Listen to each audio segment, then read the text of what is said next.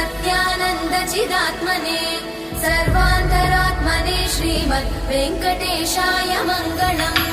स्वतः सर्वविदे सर्वशक्तये सर्वशेषिने सुलभाय सुशीलाय वेङ्कटेशाय मङ्गलम्।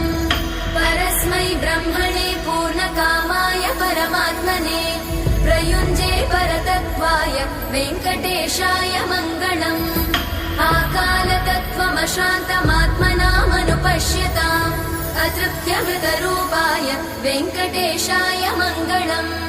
प्रायस्वचरणौ पुंसां शरण्यत्वेन पाणिना कृपया दिशते श्रीमद् वेङ्कटेशाय मङ्गलम्।